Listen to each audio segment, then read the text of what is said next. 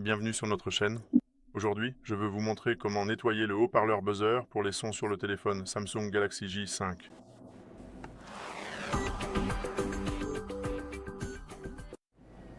La première chose à faire est d'éteindre le téléphone.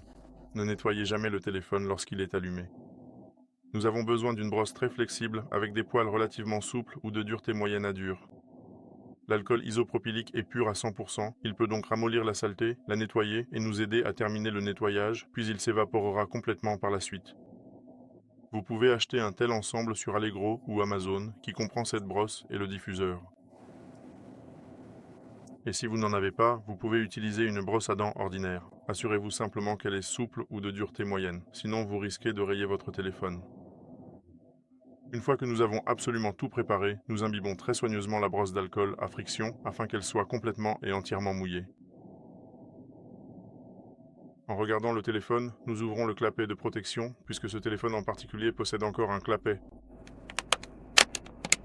Nous retirons soigneusement le composant, nous le mettons de côté, puis nous extrayons délicatement la batterie. D'abord, nous plaçons le téléphone face contre la surface, et juste ici, nous avons le composant du buzzer.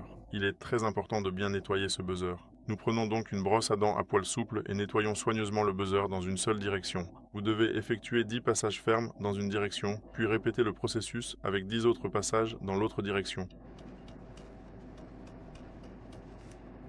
Et effectuer également 10 passages de haut en bas. Et dans chaque direction spécifique, nous pouvons soigneusement répéter ce mouvement une ou même 2 fois de plus, de sorte qu'il y ait finalement 20 ou 30 passages dans une seule direction.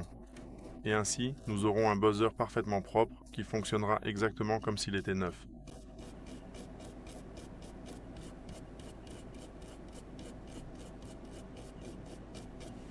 Une fois que vous avez terminé toute cette procédure, il est préférable de laisser le téléphone sans la batterie pendant environ 10 ou 15 minutes afin que l'alcool isopropylique puisse complètement s'évaporer et sécher dans la zone du buzzer. Et ce n'est qu'à ce moment-là que nous pouvons insérer la batterie en toute sécurité et remettre correctement le couvercle arrière de l'appareil.